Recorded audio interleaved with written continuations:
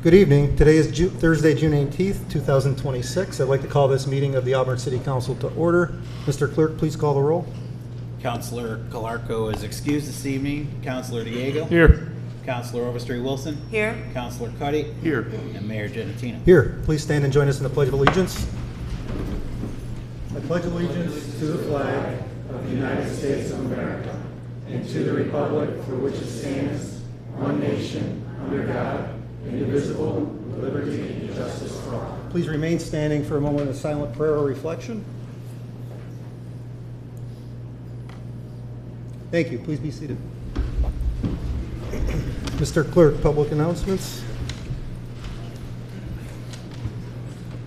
Thanks, Mayor.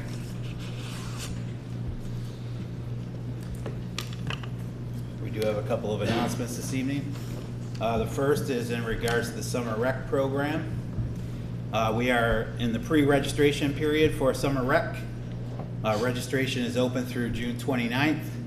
We're trying to register as many children as possible before this year's program due to some new requirements that we're under to have some certain information per each participant on file.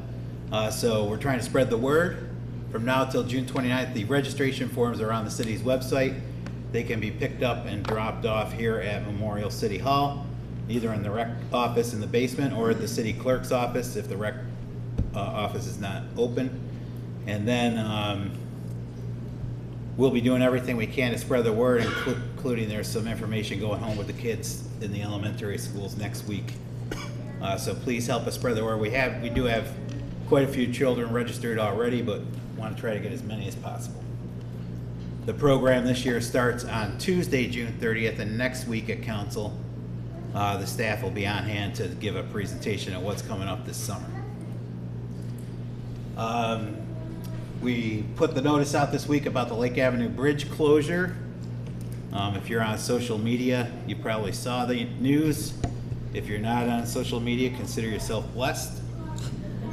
But the word is slowly but surely spreading around. In fact, it is true that the bridge does need to be closed for just over a year. The strategy behind this has been worked on for about 4 years now. There was a lot of strategy putting into making sure this was only going to impact one school year. So the next school year is the school year that'll be impacted, but that's why the closure is set at the end of one school year and then be closed for a school year and then reopen for the following school year. This is a $10 million project. Been the subject of a lot of meetings in this room over the years, but more to come as we get closer to June 29th, and you'll see the crews mobilize up there. We've put the word out also on June 29th, the first public workshop for the City of Auburn's Smart Growth Comprehensive Plan. This workshop will be held at the Auburn Public Theater on 8 Exchange Street, 6 to 8 p.m. Free and open to the public. Anybody with thoughts and ideas about the future of the City of Auburn. The comprehensive plan is kind of a land management plan and affects a lot of the work that we do around here, especially when it comes to writing grants for some of the projects that are out, housing projects, parks and playground projects, things like that. So public input is incredibly important to this process and valuable to the process as well. So we're trying to spread the word on that. Double Days season opened a couple weeks ago. 1 week from tonight, we'll be down there with the GIVE program, Auburn Police Department with the Cute County Sheriffs and the Cute County District Attorney Office for a free night of baseball 1 week from tonight down at Falcon Park. But the Double Days season is well underway at this point, and if you're looking forward to a free night 1 week from tonight for the GIVE night down at Falcon Park. And then we announcing this week the summer concerts for Hoops Park starts next week on Tuesday. The Turntables is the band. We just also posted this afternoon the full schedule for every Tuesday night this summer up at Hoops Park, 6 to 8:30 p.m. Tuesday nights for the next couple of months.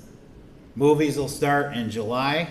July and August, Monday nights will be the free movies in city parks. The schedule is on the screen. All this information is also loaded up on the city's website. And then we'll transition to the proclamation that we have tonight. And the Juneteenth event is this Saturday down at the Booker T. Washington Center. And once we read the proclamation, our guests that receive the proclamation will be able to talk a little bit more about this. Thanks, Mayor. We'll move on to tonight's proclamation.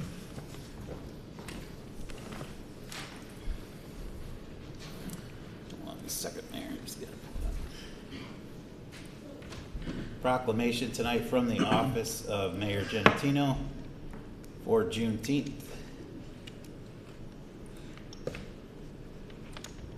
Whereas on the 22nd day of September, 1862, a proclamation was issued by the President of the United States containing the following language. Quote, that on the first day of January 1863, all persons held as slaves within any state or designated part of a state, the people whereof shall then be in rebellion against the United States shall then be thenceforward and forever free. And the executive government of the United States, including the military and naval authority thereof, will recognize and maintain the freedom of such persons and will do no act or acts to repress such persons or any of them in any efforts they may make for their actual freedom. And whereas on June 19th, 1865, is recognized as the day that Galveston, Texas, received word that all slaves had been formally emancipated by President Lincoln nearly 2.5 years after the emancipation. And whereas Juneteenth is the oldest nationally celebrated commemoration of the ending of slavery in the United States, and whereas Juneteenth celebrates African American freedom and achievement, we come together, young and old, to listen, to learn, and to refresh the drive to achieve. It is a day where we all take one step closer together to better utilize the energy wasted on racism. And whereas we pay tribute to the journey, we acknowledge the many roles and contributions of the African American spirit to our society, from Harriet Tubman's work as a conductor of the Underground Railroad to trailblazers of today. And whereas no matter our race, religion, gender, or sexual orientation, we recommit ourselves to honoring the efforts of those who fought so hard to steer our country toward our highest ideals.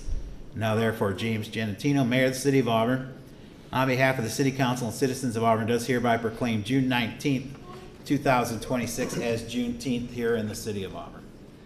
Thank you. With us this evening to accept the proclamation, Denise Farrington, Executive Director of Booker T. Washington.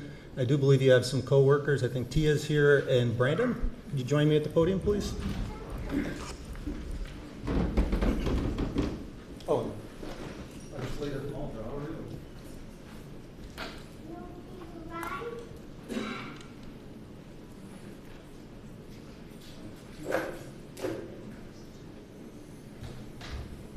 Thank you for this. We want to invite everyone down to our Juneteenth celebration, which is Saturday. It starts at noon and goes till 5 o'clock. We have a couple of bands and vendors and food trucks, and we're very excited about it. This will be our 5th year. So very excited. Thank you. Thank you.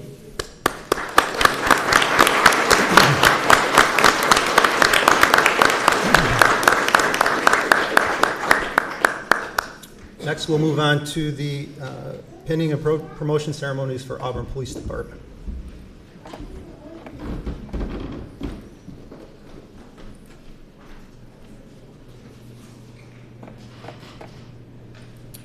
Okay, we are going to start with Sergeant Luke Parker. He'll be joined by his children and his, I believe, wife, Officer Shattinger. Here they come.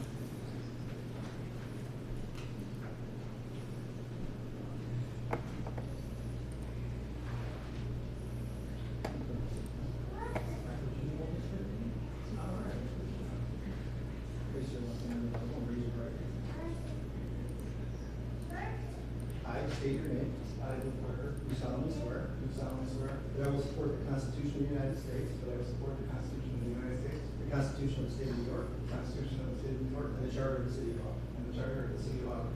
that I will faithfully discharge the duties that I will faithfully discharge the duties of the position of sergeant of the position of sergeant according to the best of my ability. according to the best of my ability. Good job, Riley.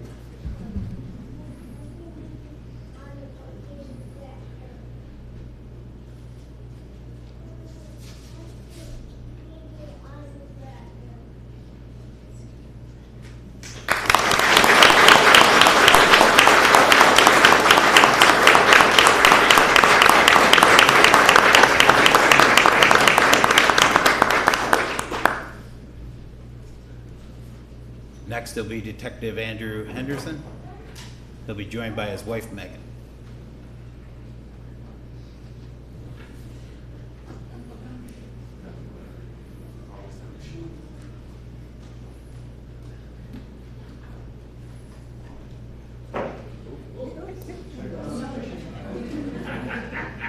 Place your left hand on the Bible. Raise your right hand. I state your name. I, Andrew Henderson, Do solemnly swear do solemnly swear that I will support the Constitution of the United States, that I will support the Constitution of the United States, the Constitution of the State of New York, the Constitution of the State of New York, and the Charter of the City of Auburn, and the Charter of the City of Auburn, and I will faithfully discharge the duties and I will faithfully discharge the duties of the office of detective of the office of detective according to the best of my ability. according to the best of my abilities.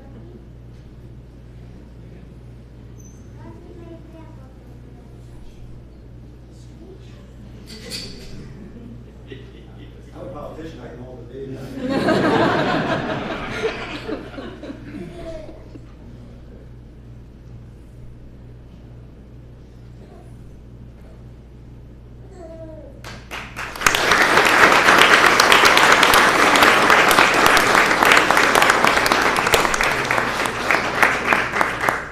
Next is Detective Nicholas Gem, Joyce Benno, and Dave Benno.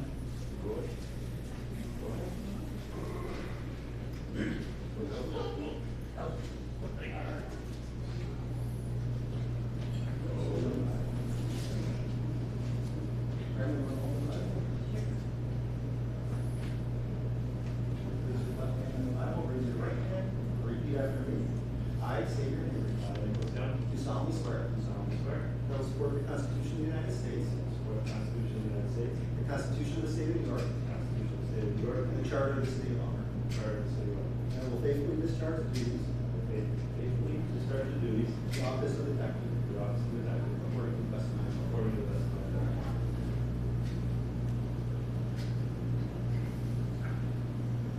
I'll say.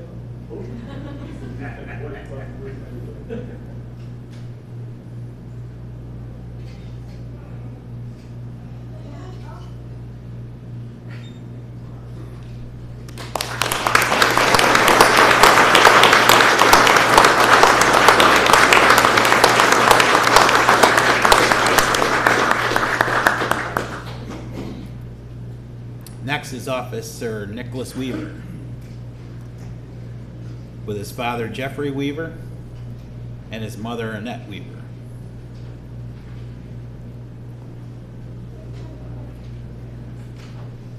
Place your left hand on the Bible. Raise your right hand. Repeat after me. I state your name. I, Nicholas Weaver, Do solemnly swear do solemnly swear that I will support the Constitution of the United States, that I will support the Constitution of the United States, the Constitution of the State of New York, the Constitution of the State of New and York, the Charter of the City of Auburn, and the Charter of the City of Auburn, and I will faithfully discharge the duties and I will faithfully discharge the duties of the office of police officer of the office of police officer according to the best of my ability. according to the best of my ability.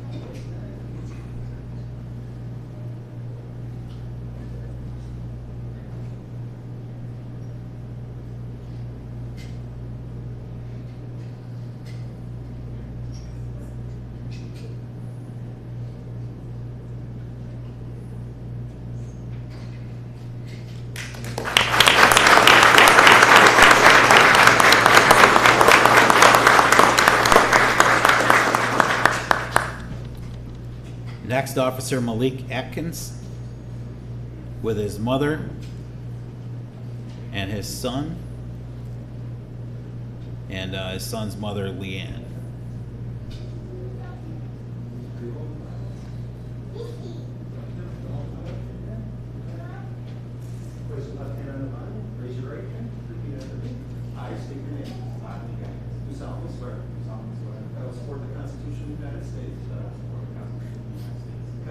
State of New York. the Constitution of the State of New York. And the Charter of the City of Auburn. And the Charter of the City of Auburn. And I will faithfully discharge the duties And I will faithfully discharge the duties of the office of police officer of the office of police officer according to the best of my ability. according to the best of my ability.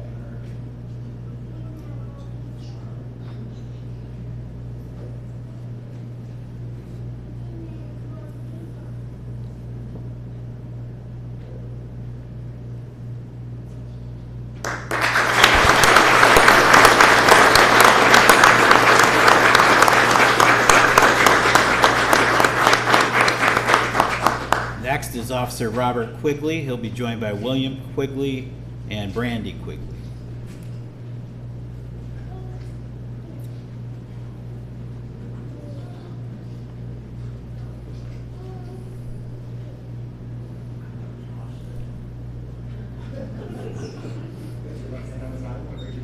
I state your name. I, Robert Lee, Do solemnly swear do solemnly swear that I will support the Constitution of the United States, that I will support the Constitution of the United States, the Constitution of the State of New York, the Constitution of the State of New York, and the Charter of the City of Auburn. and the Charter of the City of Auburn. And I will faithfully discharge the duties I will faithfully discharge of the office of police officer of the office of police officer according to the best of my ability. according to the best of my ability. Next is Officer Luke Lukowski, and he'll be joined by his father and his girlfriend Delaney. His left hand on the Bible, raise your right hand. Repeat after me. I state your name.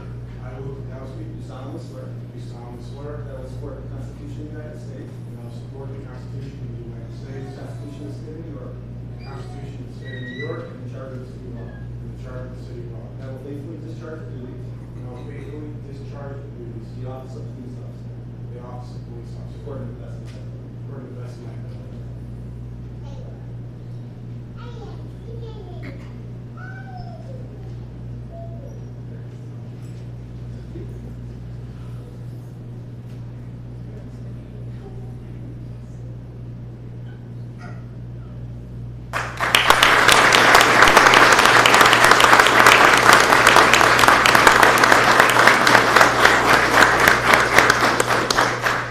Next is Officer Andrew Stark.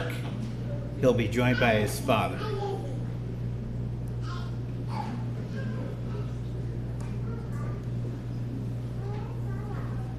I state your name. I, Peter Sargent, Do solemnly swear do solemnly swear that I will support the Constitution of the United States, that I will support the Constitution of the United States, the Constitution of the State of New York, the Constitution of the State of New York, and the Charter of the City of Auburn. and the Charter of the City of Auburn. And I will faithfully discharge the duties And I will faithfully discharge the duties of the office of police officer of the office of police officer according to the best of my ability. according to the best of my ability. Very good.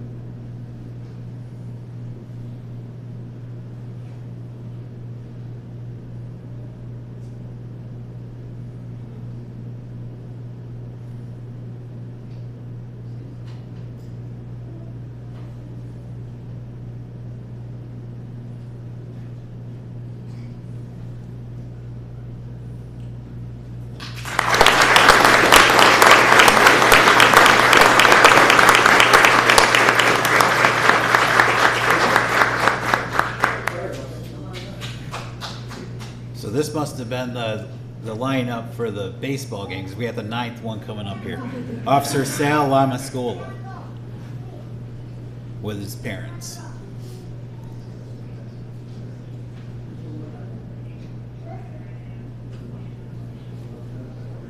I state your name. I, Salvatore Maslow, Do solemnly swear do solemnly swear that I will support the Constitution of the United States, that I will support the Constitution of the United States, the Constitution of the State of New York, the Constitution of the State of New York, and the Charter of the City of Auburn. and the Charter of the City of Auburn. And I will faithfully discharge the duties I will faithfully discharge my duties I screwed up, I'm sorry.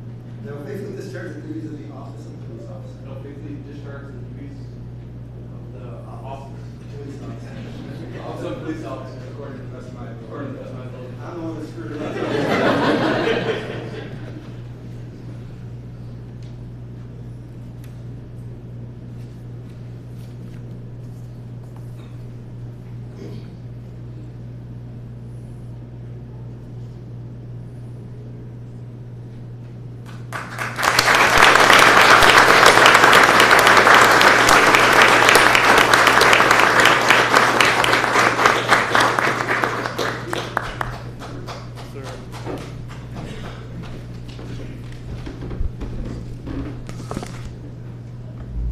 sweaty palms. People are nervous. First, I'd like to congratulate all the officers here tonight on their individual accomplishments. For the group of 6 who initially started as 5, it was a long, grueling 6 months for the academy for you guys, followed by 4 months of FTO. Both presented challenges for you, but you did it. This will be a day that you're able to reflect on your self-accomplishment because you are the one who persevered through those 10 months. You will be able to tell stories when you get older. You'll be able to sit down with each other and laugh and joke. And some hurried up and got here tonight, even though you got here in time. But in all seriousness, with a group of 6 of you coming together, it sounds like you guys have stories amongst each other. And that's a bond you can never break.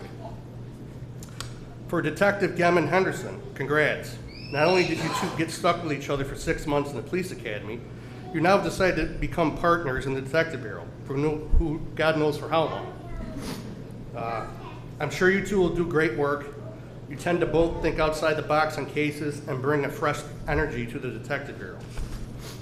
And last but not least, Sergeant Parker. There are high expectations for you. I hope this promotion is the first step to them. About 4 or 5 years ago, we had a conversation in the report writing room between you and I have not wavered from my opinion. I expressed that to you that night. Good luck, stay the course, and keep striving to be one of the best supervisors we have. Congratulations, all 9 of you. You're going to represent the city well. Thank you.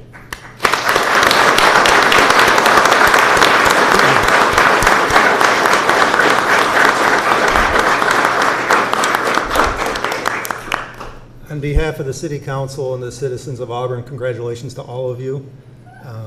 Each one of you tonight took an oath, some of you for the first time, some of you for the second time, some of you maybe for the third time. I've taken that oath 3 times, and prior to that I took an oath when I enlisted at 17. And an oath is a promise. And tonight you promise to adhere to the Constitution of the United States, the Constitution of the State of New York, and the Charter of the City of Auburn. But more importantly, you've promised to serve the people of Auburn. And there is no higher calling than public service.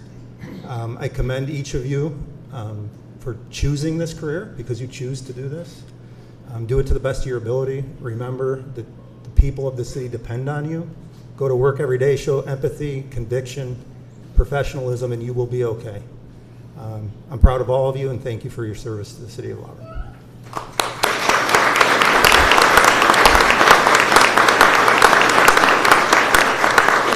We're going to take a quick recess, but before we do, I'm going to tell some Luke Parker stories. Nah, I'm just kidding. We're going to take a 10-minute recess.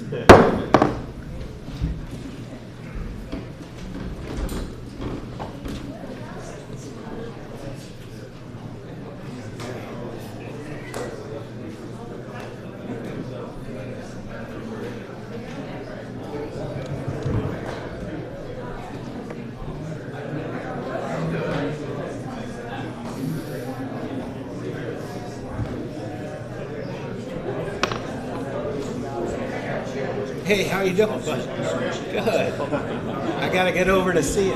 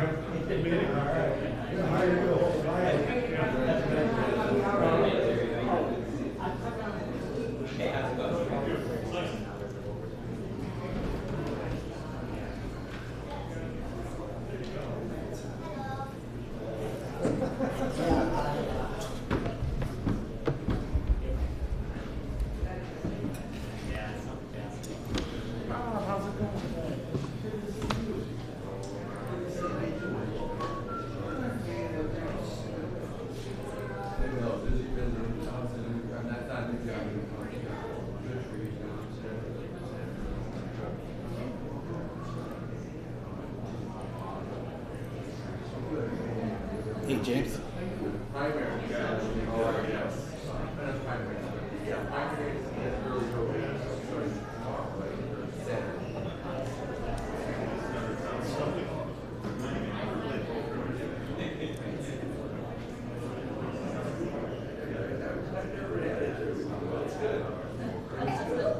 Maybe you'll see me. I'll probably get out Saturday.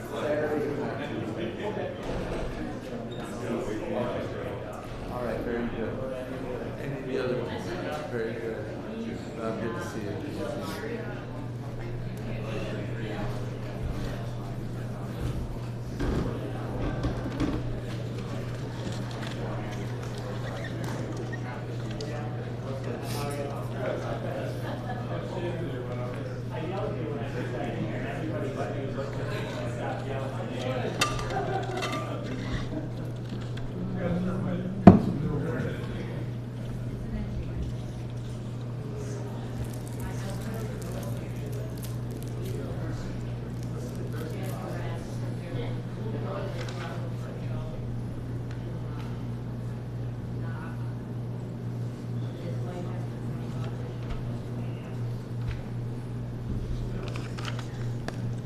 Hey, Ron, I think that's everybody if you want to close that.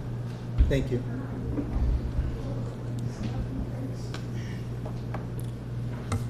All right, we're back in session. And we'll move on to the public to be heard. At this point in time, we will open the public to be heard portion of the council meeting. Residents are asked to state their name and address for the record. Please keep remarks to 3 minutes or less, and please observe commonly accepted rules of courtesy and decorum. Is there anyone wishing to be heard this evening? Yes, sir. Come on up. James, how are you? Doing great. Good evening, members of the council. Been a long time since I've been here. Can you state your name and address for the record, please? Absolutely. James Reichert, 14 Rochester Street. I come today feeling a little strange. I don't do this often, but I have a big issue with the flock AI cameras that are in the city and realistically throughout the US. I see them as a massive invasion into who we are as a people. I know Auburn is, I've heard it described in the past as a place kind of behind the times, not in a bad way, but in the way of we hold who we are and we don't let trends and things influence us and pull us off of who we are as a people. Kind of one of the reasons I fell in love with this place. You know, I wanted to raise my family here, bought a home here, started a business here. I see these as a really terrible thing for our people here and abroad. Yeah, I don't find them safe. I don't know what outside of our police force they are truly there for. If it was just a contract for our people, for our citizens, for our police force, for our county, it's one thing. But these are a national database, easily broken into, easy enough to get credentials online. There's already been cases of the same password being used in multiple municipalities. I'm sure you guys have heard this before. I know a little while back people were here talking about this. I had no time to be able to come. But it's an issue that I feel very strongly about. It genuinely scares me what the future is going to hold when our information continually gets taken from us, continually stripped from us along with our liberties. I'm saddened that Auburn is a part of this national phenomena of things being taken from us and our rights being eroded one piece at a time. However, I don't think there was any malicious intent for these things. I think that the intention was all pure and right. 30 seconds. So my hope is that through your own due diligence, you look into this and make the conclusion for yourselves if this is something that Auburn should really be continuing to hold and to support. Thank you. Thank you, Mr. Riker. Is there anyone else wishing to be heard this evening? Oh, Ms. O'Cuzzen, yes.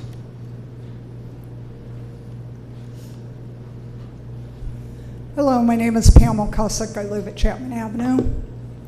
So I just wanted to bring up a couple things. I spoke last week about an issue with the dog warden. Just wanted to bring up the fact that there's been another dog attack on Chapman Avenue Tuesday night. The dogs at large attacked another family with their 2 children. The other issue I wanted to bring up is the sad fact, if you look at the room, all the people that are sitting in the back of the room, because tonight we come here week after week to support you all and try to help out with the important issues of Auburn. Mr. Bonifano hasn't been here in what, 5-6 weeks? We all got pushed to the back of the room. She was not even able to sit down tonight. Do you think anybody got up and gave her a seat to sit down? No. And we all got pushed to the back of the room. No officer stayed. None of the family stayed for the meeting, but we all got pushed to the back of the room. None of their jobs got cut. They all got jobs. But how many people in the city workers and the garbage people and the sewer people and Mrs. Haynes' secretary got cut? But we're here week after week. Where are the police?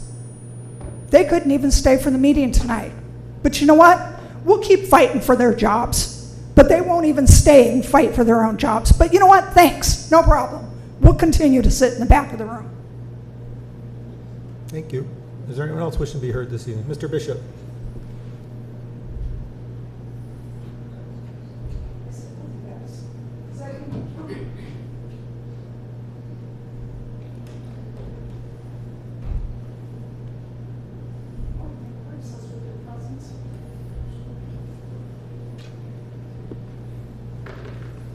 Good evening.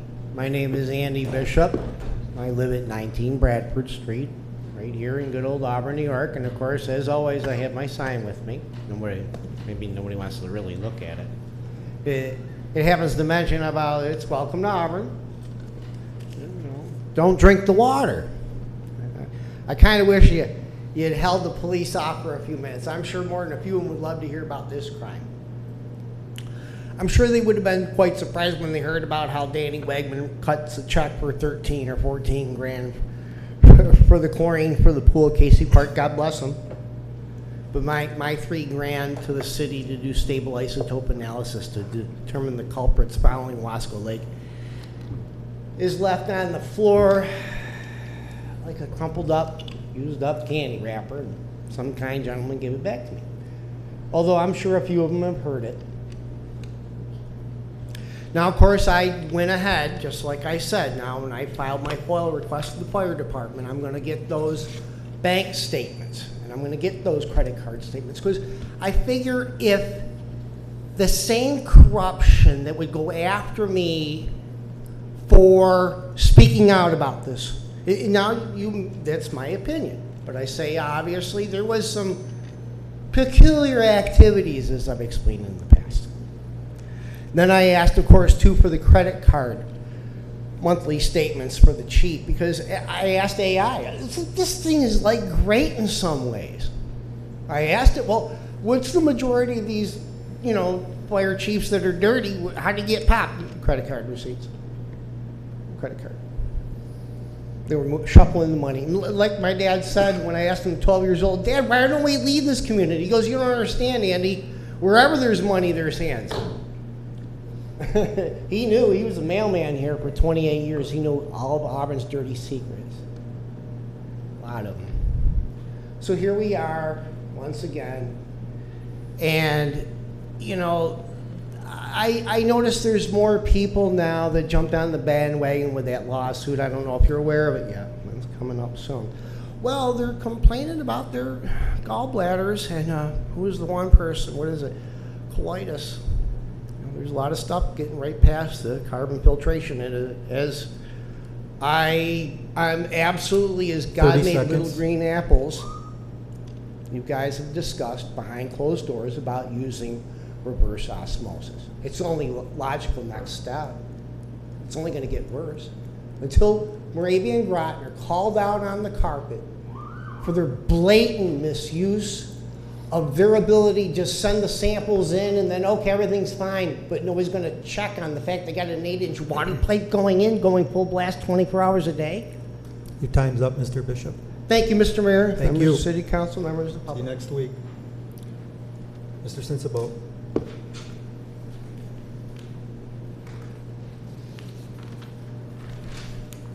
Thank you, Mayor.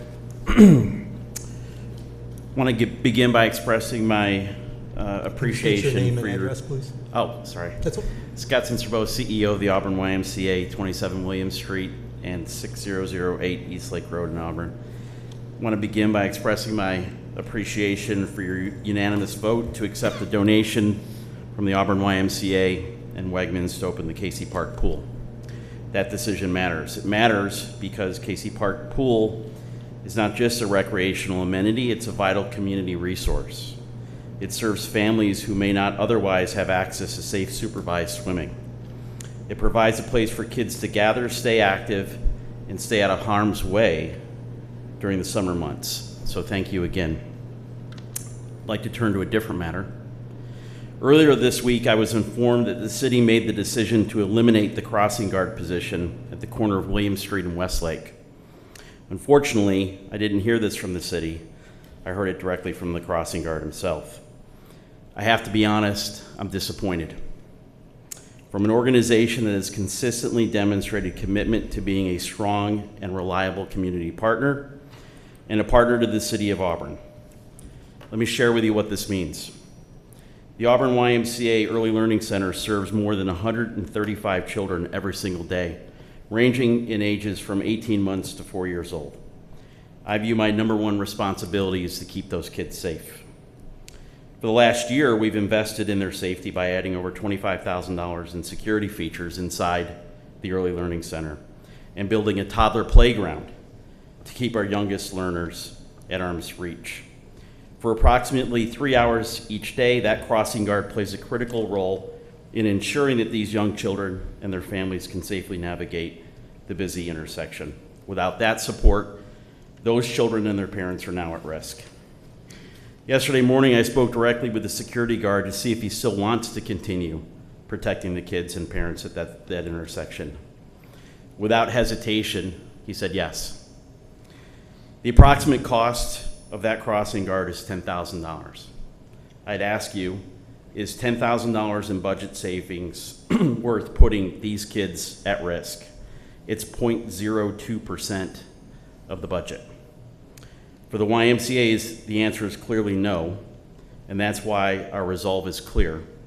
The crossing guard will be there when the kids come back in the fall. I'm humbly asking the city to reconsider this decision and reinstate the crossing guard on William Street and not put this burden on the Auburn YMCA. Please know we remain committed to the city, committed to partnership, and most importantly, we remain committed to the safety of the children and families in this community. Thank you, Mayor. Is there anyone else wishing to be heard this evening? Close the public to be heard. Meeting minutes will be forthcoming next week. City manager's report. Thank you, Mayor. Just a word on the refuse collection special pickup schedule this week because of the Juneteenth holiday. We've received a lot of phone calls regarding trash pickup, as all pickups were a day early this week. Thank you to Jeremy Hudson and crews that handle refuse collection for getting the work done efficiently each day and then picking up at properties who had missed the pickup information for this week. We're asking residents to check the city website and streamline for updates, especially as we approach the July 4th holiday, where we'll have the same situation with day early pickup. Today, Cayuga Community College hosted a workshop for the New York State Consolidated Funding Application. This workshop provided information on funding opportunities available through the CFA process. Representatives from Empire State Development were in attendance to present program information and answer questions. The applications for a majority of these programs are due on July 31st, 2026. We would encourage any and all who are interested in New York State funding to visit the Regional Economic Development Council's website at regionalcouncils.ny.gov/CFA for additional information. And I wanted to recognize one city employee who is retiring this upcoming week, Myron Latinishin in the sewer department with over 30 years of service. Thank you to Myron, who served our organization with excellence, and we wish him all the best.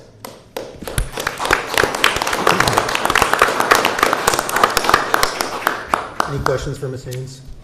Reports from members of council? Councilor Cuddy. Yes, thank you, Mayor.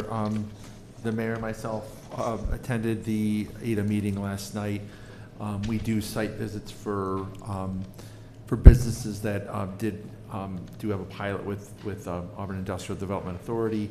Yesterday we were at the Plaza for the Arts, and Dan Souls was the host. He gave a really nice overview of his the history of his business, but also one of the things that struck me with his history was his commitment to the city of Auburn. And a couple things that stuck out to me is he said something to the effect that if you're not growing, you're dying, or something like that. And I felt like, wow, that's pretty cut and dry. But he saw what the city has been doing over the last few years as promising, and and he mentioned several things that have happened downtown, noting the businesses growing in the city, and I just felt that his commitment to Plaza for the Arts, bridging east, downtown with the West End. I just felt that it was good to see somebody recognizing all of the work that has been done over the last few years with businesses to really help Auburn show its best side, to be pro-business, to be, to show that we are open for business. So I just wanted to share my takeaway from Mr. Stoll's introduction to the Plaza for the Arts, and he continues to see promise in this city, and we're glad to continue to partner with him on that. Very good, thank you. Anyone else? Councilor Gager? Thanks, Mayor. Attended that second annual Recovery Fest at the Auburn Alliance Church Saturday. It's a nice event for people in recovery. There's a ton of resources there. They had tables. It went on for 8 hours. Nice event. Nice to support something along those lines as well. Yesterday I met with Fire Chief Fritz. I appreciate you taking the time to keep me updated on a few things we were speaking of and stuff. I know you're busy, but appreciate you letting me come up and speak in person with you. And we had the Harriet Tubman home, I'm on the advisory committee out there. We met there last night. It's nice. They're integrating us with the kids a little bit. Some are obviously going to state prison when they are a little older. Some may be going home, but it's nice to interact and give them a different side of the view, especially being that work in Department of Corrections as well. Thank you. Very good, thank you, Councilor. All right, got a marathon here tonight. Hopefully the city clerk brought some water. Secret resolution number 1 of 2026, determining that the proposed activities are type 2 actions for purposes of New York State Environmental Quality Review Act. Do we have a sponsor? Councilor Diego, second by Councilor Cuddy.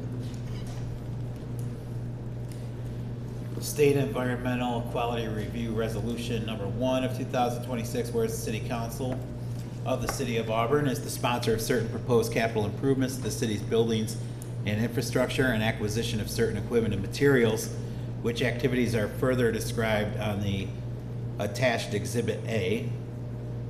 And whereas the city desires to comply with the New York State Environmental Quality Review Act as set forth in Article 8 of the New York State Environmental Conservation Law, in the requirements of the implementing regulations set forth at 6 NYCRR Part 617, also known as the regulations with respect to the project.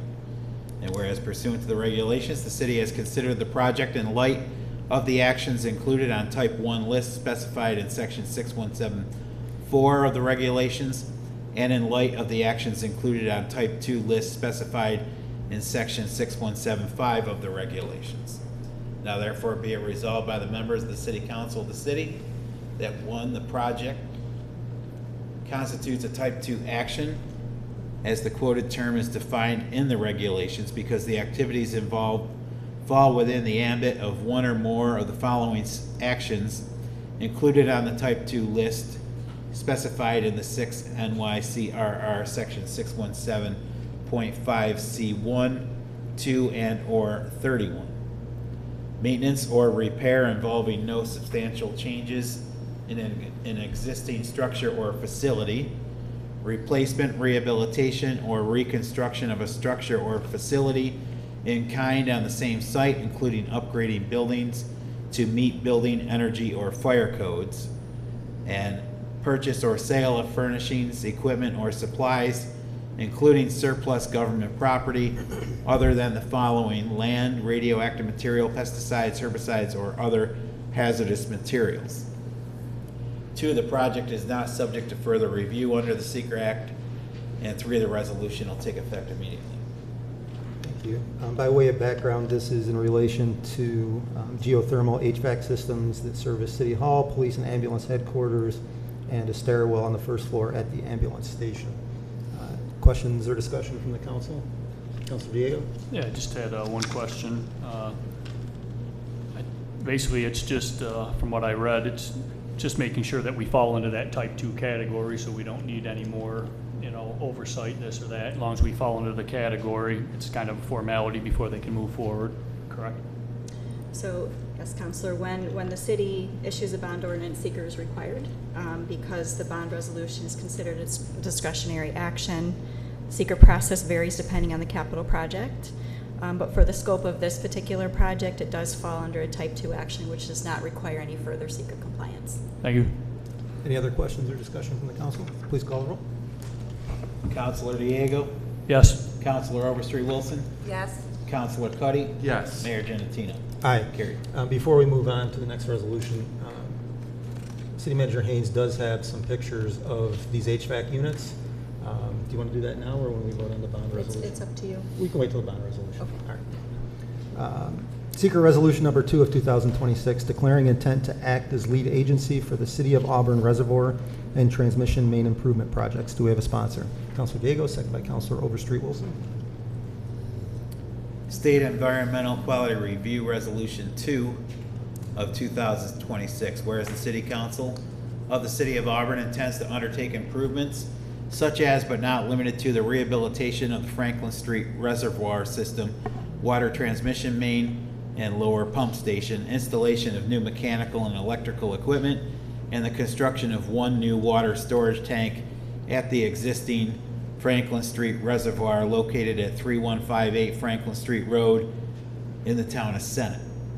And whereas the City Council of the City of Auburn will be required to review the above Type 1 action in accordance with Article 8 of the New York Conservation Law and the New York State Environmental Quality Review Act regulations. And whereas the New York State Department of Health and Environmental Conservation in the town of Senate may be considered involved agencies in such review with respect to approvals and or permitting of the project. Now therefore be it resolved by the City Council of the City of Auburn, New York, that it does hereby declare its intent to act as lead agency for the purposes of completing a coordinated environmental review in accordance with seeker and direct staff to provide involved agencies with pertinent project materials and seek comment with regard to the project in compliance with the seeker requirements. Questions and discussion from the council? Councilor Diego. Yeah, just basically the same thing as the resolution before this. We have to appoint a lead agency so that we can continue the process and go through the review, correct? That's correct. Just a little background on that. Thank you, Counselor. So with this resolution, there's no formal project approval being requested, but determination of lead agency is a requirement of the WIA grant funding we're looking to apply for. Grant applications are due last week of July. The Department of Municipal Utilities will be providing a full project update presentation to the council next week, which will be followed by a 30-day comment period associated with seeker process.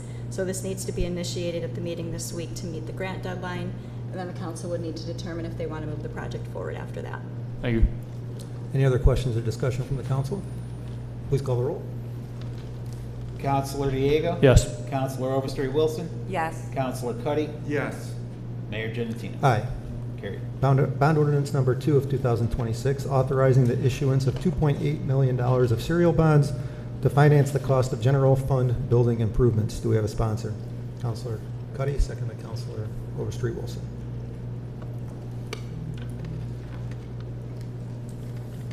Bond ordinance number 2 of 2026, authorizing the issuance of $2,800,000 serial bonds to finance the cost of the various capital projects.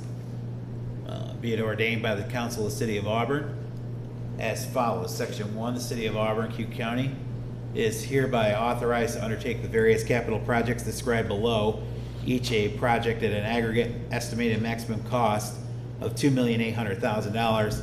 The estimated maximum cost of each project is follows. A, city municipal buildings geothermal HVAC replacement, the installation or reconstruction of a heating system in a building, including the replacement of HVAC handlers, pumping system and electrical controls, and related upgrade of the existing geothermal HVAC system at 3 municipal buildings, being City Hall, the police station, and the ambulance headquarters, at an estimated maximum cost not to exceed $2,750,000, and to use an aggregate $2,750,000 in serial bonds pursuant to the provisions of the local finance law to finance the estimated costs of the aforesaid object or purpose.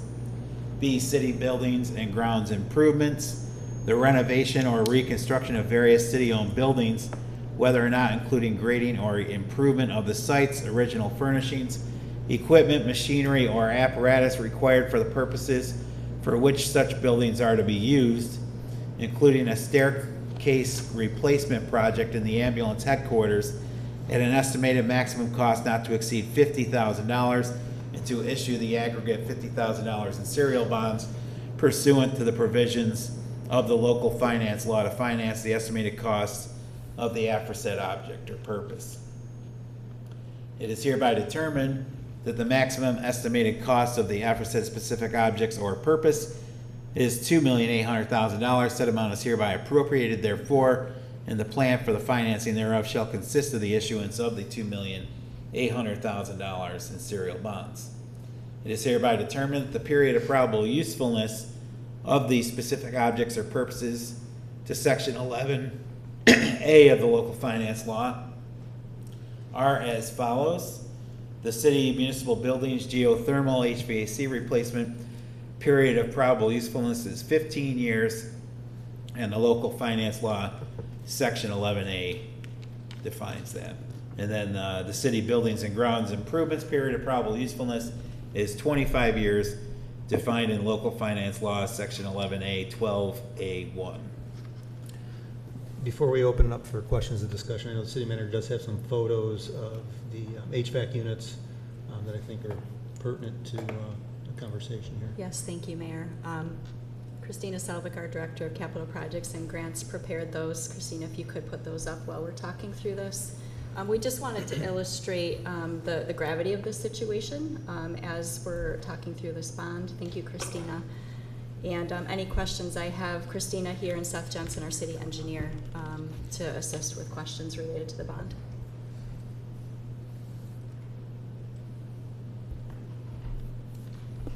All right. Good evening, Mayor and Council. There was a request for a little more background and information on our current geothermal network that we have here at City Hall, and then also service our ambulance, old habits die hard. So our ambulance headquarters and police headquarters. So I'm just going to walk through a few slides tonight, and then we can talk about the project overall.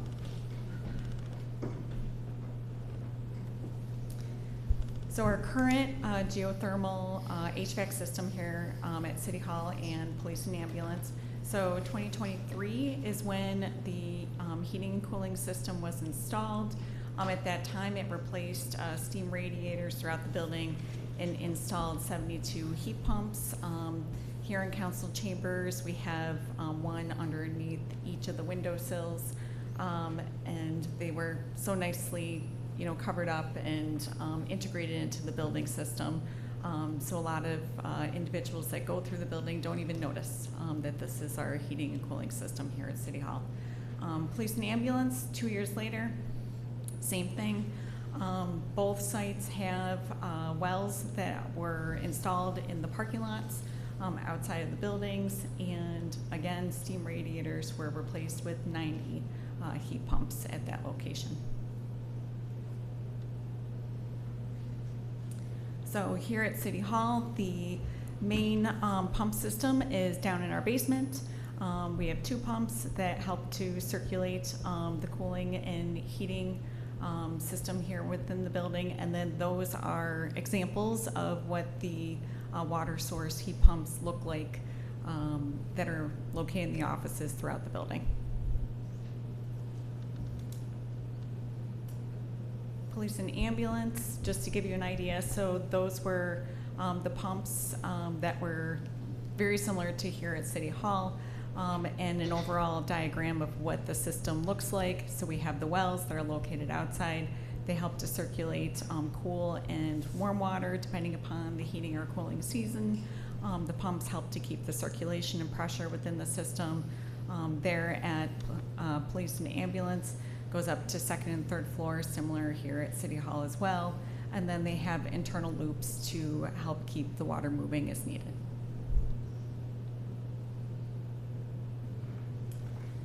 So here's an example from March of one of our units, or the lack thereof.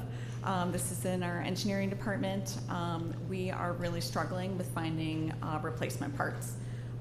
We have had units that have caught on fire or leaked over at the police department.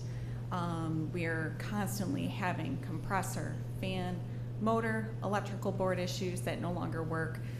Engineering created a very long list for the ambulance station. About a year ago, there were at least 8 to 10 units that needed assistance at that time.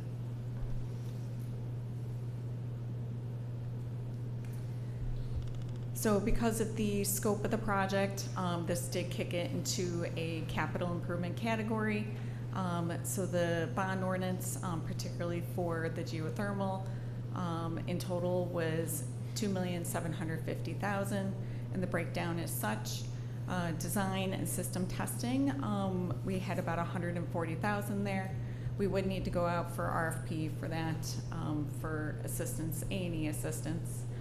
Needs to go through sealed bid process, and in total we have about 162 units, and it's believed about 10 grand a piece for a replacement. And that really is the bulk of the project, is replacement of each of the console units. We do need to review and look at the heat pumps, and then the brains behind the operation, which is the electrical boards, and making sure that that all works and is upgraded. We are going to review the BTUs needed for each of the units and make sure that they still match with the heat and cooling loads needed at each of the buildings. There is some general mechanical needed, and then 10% contingency for the project based upon bids. Any questions on funding? Specifically for Ms. Selvik? Just one question. I know we had spoke a little bit a few weeks ago. I think a couple slides before, that's why I was asking. I remember you guys were saying during the year that we had a hard time trying to keep these things running, and it was very, I remember, and don't quote me on it, but I thought we said one day they come in and it was like $8,000 for one day trying to get a couple of these things running. That's the only reason I asked, and obviously it can only do what we can do, but to push the project along as fast as we can, because we're looking at going through all this winter into the beginning of next winter into February before they're all completed. It's just going to be a ton of money for us if they're, you know what I mean, if they're not done. Yes, correct, Counselor. So because we do have municipal procurement and bidding requirements, but we do really want to review the heat and loading needed within the buildings.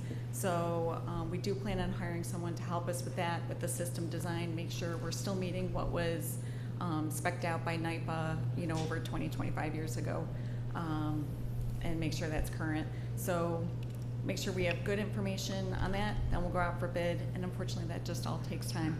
So we're probably looking still at like an 18-month project. So when we'll all's just said and done. prioritize probably whatever ones, like I remember speaking when I was at the police station over the winter there, and they had like 6 units that completely didn't work and 8 that they were testing, and I know here we had some didn't work in the ambulance, but obviously it'll just be a prioritized to make sure that everybody has the heat and the employees that they need. Yes, again, correct. We've been piecemealing units as needed, prioritizing spaces, where we definitely have, a lot of need or records or anything of that sort, so. I appreciate it. Thank you. We'll do our best, yep. Any I other? have a quick question. Do you anticipate there being any impact like on the, our gas and electric bill? Since we'll be replacing, and that will be a part of our heat, and I imagine that folks will need to plug in heaters to keep offices warm. Do you anticipate that We've increasing that already, cost? yes, Counselor, it's a really good point. We've already been dealing with some needs for like intermittent space heating as units are, coming and going out of service. So we'll have to make, preparations for that. But electrical load, maybe with the newer units, we're actually hoping maybe they're a little more efficient, which would be great.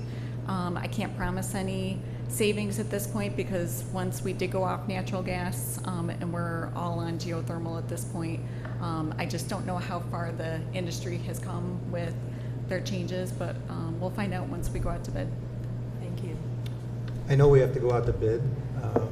Will part of the criteria in evaluating those bids be that there's somebody local that can service them? I mean, obviously, early on there'll be warranties, but once those warranties expire, I just want to make sure there's somebody in the local area that will be able to service whatever units we purchase.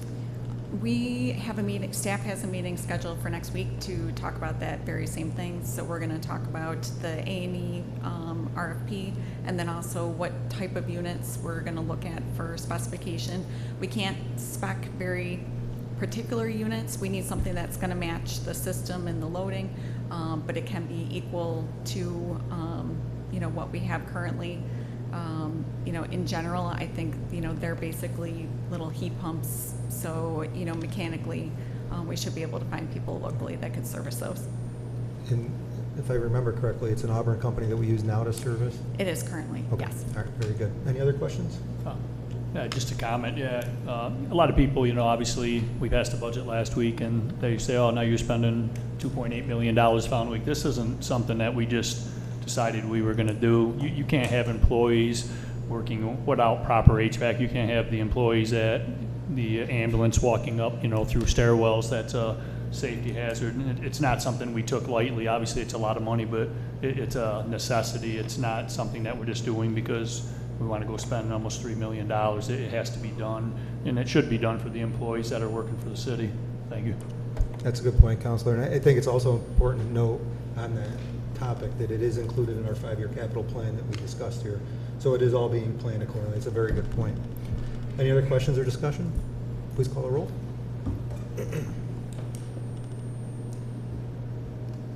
Counselor Diego? Yes. Counselor Overstreet Wilson? Yes. Counselor Cuddy? Yes. And Mayor Genatino? Aye. Carried. Excuse me. Grant acceptance resolution number 61 of 2026, accepting funding from the U.S. Department of Justice for the 2025 Bulletproof Vest Partnership Program. Do we have a sponsor? Counselor Diego, seconded by Counselor Cuddy.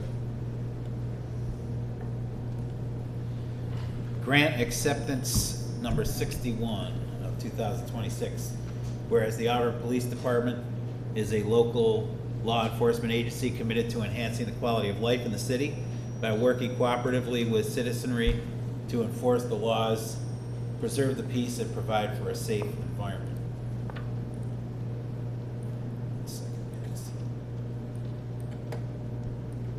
The other thing that the HVA system does is messes with these microphones in here, whether you realize it or not. Looking forward to the fix for that as well. Whereas in December 2025, the Auburn Police Department submitted an application to the United States Department of Justice, Bureau of Justice Assistance, for funding assistance to acquire bulletproof vests to support and protect law enforcement officers in the city.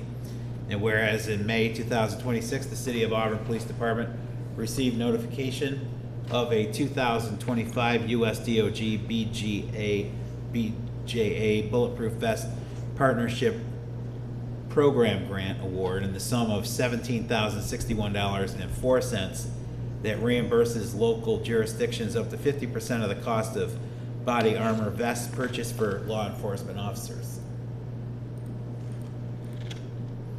And whereas, based upon this post-award notification, the Auburn Police Department anticipates procuring up to 25 bulletproof vests for a total estimated project cost of $34,122.08, with 50% of the cost of body armor vests paid for by the BVP program, and the balance paid through the Auburn Police Department fiscal year 2026-27 operating equipment budget.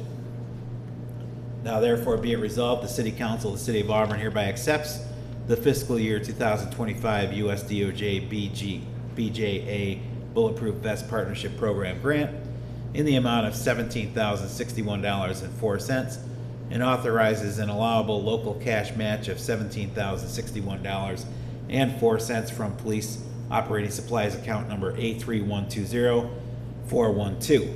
Be it further resolved, the City Controller is authorized to recognize grant funding from the United States Department of Justice in the amount of the $17,061.04 into the Federal Revenue account A994777.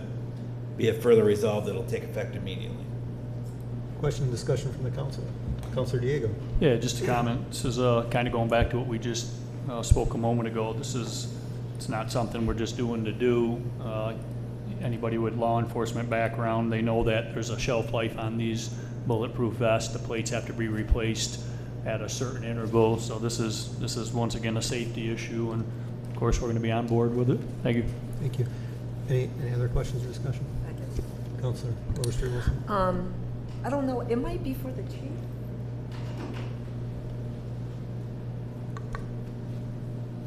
Just a couple. Is this the first time we've applied for this grant, or is this a? No, we applied for it last year also. Okay. We have them on a rotation. They expire every 5 years. So we try to keep them about half the department or so. So we got about half last year, we're going to get the other half this year. Do we have any other grants coming up that that the department has applied for either staffing reimbursement or community engagement? I know we have 2 grants already, but are there any additional grants that we've applied for? Yeah, or in review? We've been actively looking at different grants. I know we looked at the one that was Firehouse Subs, I believe, a while back. It was like $40,000 for different equipment. We're always actively looking. We looked at one, I think, for officer wellness. That was an amount of about $250,000. So we are looking. It's just if we're getting awarded or not. Some of these grants are very competitive. So I imagine. Okay. Just note that the only reason why I was asking these questions is because I think it's helpful as council when we know that grants are being applied for, and if there's a really good chance for us to get them, it's just helpful, especially as we think about the budget and the budget process and when money might have to be taken from, or what we may have to cut and don't desire to cut. So that's why I'm asking about the grants. Thank you. Chief, thank you to you, Sergeant Gilfus, Ms. Selvik, for pursuing this funding. Every little bit helps. Definitely important to keep our officers safe. Thank you. Please call the roll. Councilor Diego? Yes. Councilor Overstreet Wilson? Yes. Councilor Cuddy? Yes. Mayor Genatino? Aye. Carried. Agreement Resolution Number 62 of 2026, authorizing change order number 5 for the biosolids dryer and wastewater treatment plant improvement project engineering contract. Do we have a sponsor? Councilor Cuddy, second by Councilor Diego. That was a lot. Agreement Resolution 62, whereas Brown and Caldwell is the design firm of record assisting the City of Auburn on all professional engineering tasks associated with the biosolids dryer and wastewater treatment plant improvement project, including our overflow retention facility replacement. And whereas the city has continued its relationship with Brown and Caldwell for these services by way of change order to its original contract and has authorized expenditures in the amount of $9,926,450. And whereas the costs associated with design services during construction related to the ORF facility and biosolids processing and improvement project were projected through April 12, 2026, is executed in part of the previous change orders number 3 and 4. And whereas it is necessary to cover costs with associated tax credit reimbursement support, continued biosolids engineering services and ORF engineering services during construction through the end of April 1st, 2027. And whereas city staff recommends that Brown and Caldwell of Syracuse, New York, perform the aforementioned tasks as part of the change order number 5 for an amount not to exceed $419,000. Now therefore be it resolved that the Auburn City Council does hereby authorize change order number 5 to Brown and Caldwell of Syracuse for the aforementioned professional engineering services associated with tax credit engineering assistance and design services through construction for the biosolids dryer and wastewater treatment plant improvement project in the amount of $419,000. Be it further resolved, the mayor is authorized to sign the change order number 5 and related documents for the project on behalf of the city. Be it further resolved, the cost of the resolution in the amount of $419,000 is to be charged to the biosolids dryer capital account HG8130440KM. Council, Mr. Jensen is here, as well as Ms. Selvik. Any questions? Councilor Diego? Yeah, the only question I had, I spoke with Seth earlier about it as well. That $419,000, that's already allocated. We already have that money. There's no new spending involved in this. That's money that's already there. Correct. And that's, I think, an important part about that is when you read through the contract, it was talking about that tax credit reimbursement. If I think correctly, that was anywhere from $9 to $14 million. They're going to help us apply for that, correct? Correct. So this, once again, money well spent then. Appreciate it. Any other questions from the council? Mr. Jensen, how are we doing down there?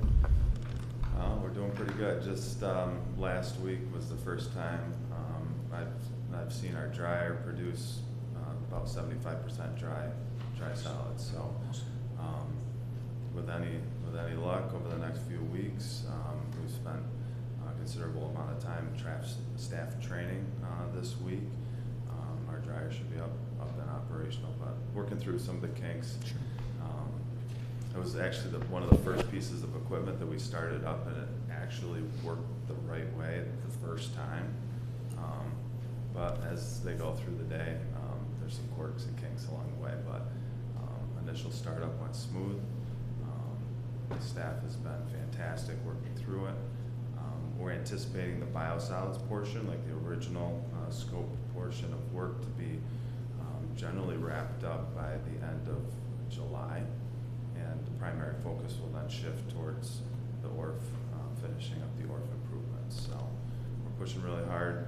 One of the reasons is for the tax credits, we want to be able to have any of the qualifying assets associated with the tax incentives and rebates through the federal government need to be done by the end of June, substantially complete. And all of those qualifying assets, like the digester, the sludge thickening processes, are complete at this point. So we're just wrapping up the dryer and looking forward to much less costs associated with removal of biosolids on an annual basis. When do you expect the ORF project to be complete? So we're hoping that will go into beneficial use by the end of this year.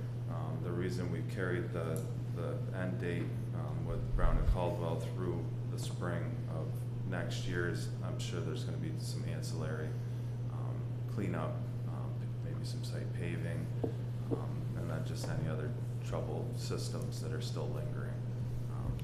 But hopefully we're up and running that ORF by December this year. Yeah, I see the periodic reimbursements from the state coming in, so that's good. Yes. Are we on track or under budget? We are like on budget. Okay, good. We're very, very close. Good. Across the board. Yeah. Very good. Yeah. Thank you. Any further questions from the council? Please call the roll. Councilor Diego? Yes. Councilor Overstreet Wilson? Yes. Councilor Cuddy? Yes. Mayor Genatino? Aye. Carried. Agreement Resolution Number 63 of 2026, authorizing an agreement with Auburn Downtown Partnership, Inc. for beautification of the downtown bid district. Do we have a sponsor? Counselor Cuddy, second by Counselor Overstreet Wilson. Agreement Resolution 63, whereas for several years, the City of Auburn and the Auburn Downtown Partnership Incorporated, also known as the Downtown Auburn Business Improvement District, have entered into an agreement whereby the bid provides services for general maintenance for beautification of streets and parks within the Downtown Business District. And whereas the current agreement expires on June 30th, 2026, and the parties would like to propose a new one-year agreement, which is attached here to and incorporated herein.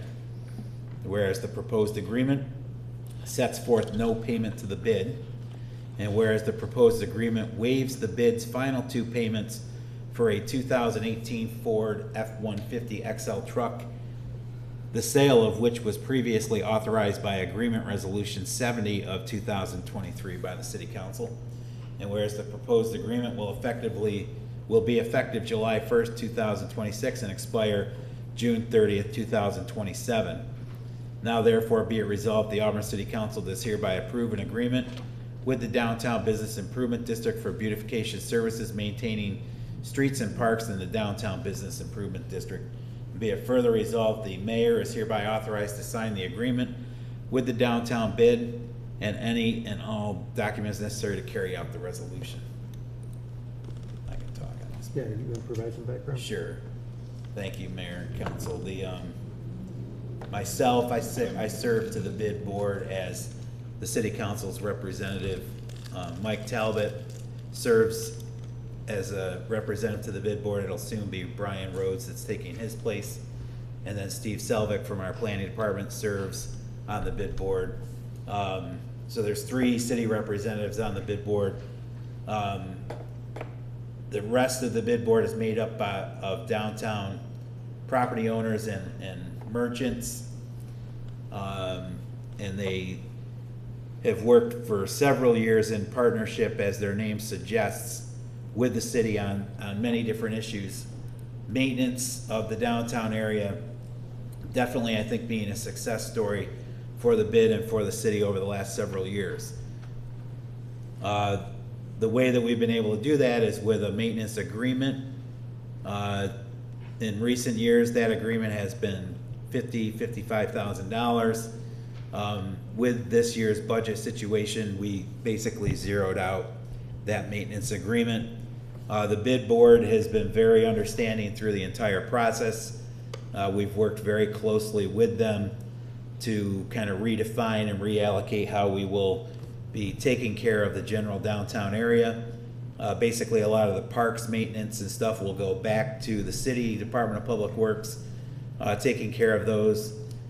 Removal of trash in the city trash receptacles throughout the downtown area will go back to the city. And the city Department of Public Works is coming up with a new strategy for how they will be removing that trash on a daily and weekly basis.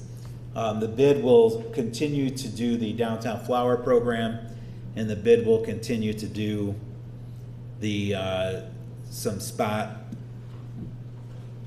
checking of the general public areas in the downtown area with the picking up of litter, sweeping up of debris and stuff, some of the special work that happens. So the city would hand over to the bid through the contract $50,000 or $55,000 these last couple of budget years. But the bid also takes some of its money, and the bid raises its money from a special assessment on the building specifically within the downtown bid area. So it's about $40,000 that the bid spends, upper 30s, close to $40,000 that the bid spends specifically on the maintenance of the downtown area, mostly through the flower program and now the removal of trash and debris through a part-time staff person that'll be out there in the summer months picking up some extra trash. Now, the flower program remains a kind of a joint partnership between the city, in that the city basically owns the pots. The city Department of Public Works helps with putting the pots out in the spring, picking up the pots in the fall. We store the pots over the winter time down at the DPW garage. We've worked with the bid on the vehicle. Now the vehicle, I do want to, in the interest of transparency, I do want to share the update on the vehicle. The bid has had to put, we sold this vehicle to the bid about 3 years ago. It was a city truck that had been used for about a decade by city staff, was available, and we sold it to the bid for $20,000, $4,000 or $5,000 payments over a 4-year period. The bid has made the first 2 of those payments. However, this past year, we unfortunately had to put a transmission into the truck. The bid paid for the transmission work. It was very expensive. But the truck has additional maintenance issues. The truck is being used right now. Truck continues to be used. However, there's not much life expectancy in all reality on that truck. So the city continues to work with the bid on, with the flower program. We help them with the maintenance of the truck. We do help them with, the truck is parked at DPW on a daily and nightly basis.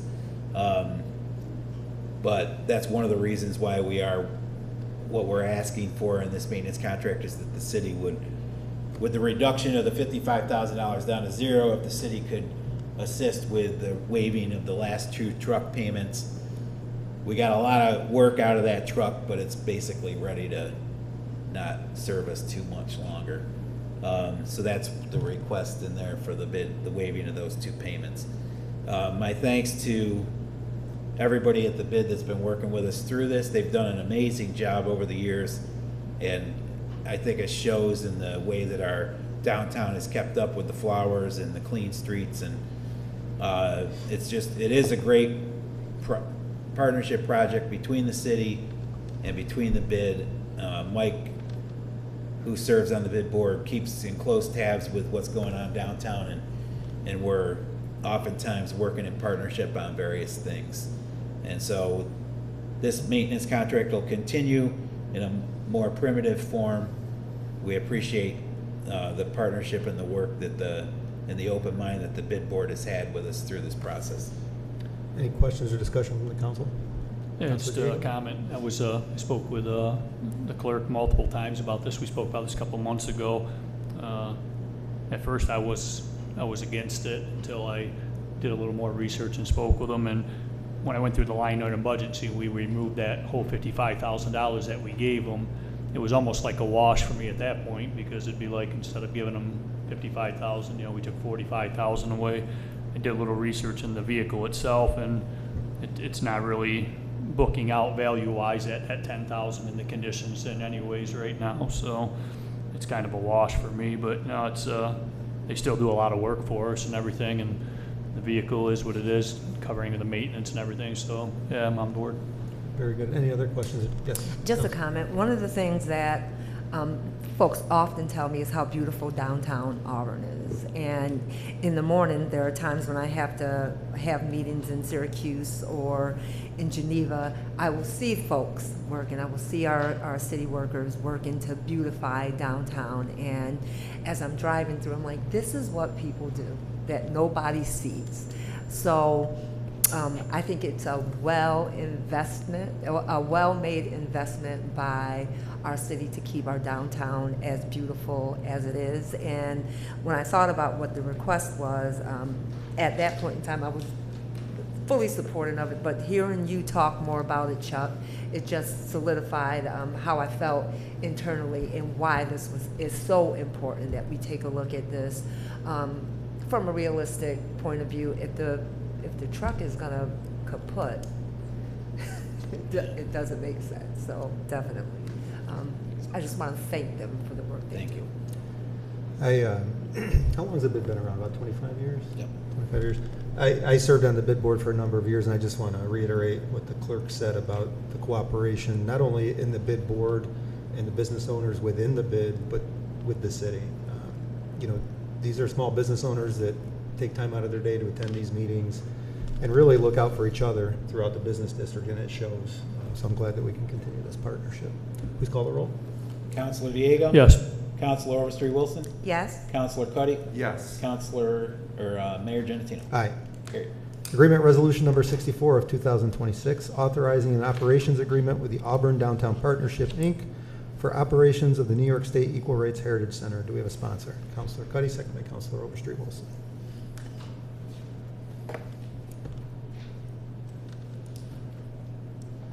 Agreement Resolution 64. Whereas the city has an established partnership with the Auburn Downtown Partnership, also known as the Auburn Bid, for the operation of the New York State Equal Rights Heritage Center, which has been successful since the center's opening in 2018. And whereas the existing agreement for operations of the RHC between the city and the bid expires June 30th, 2026.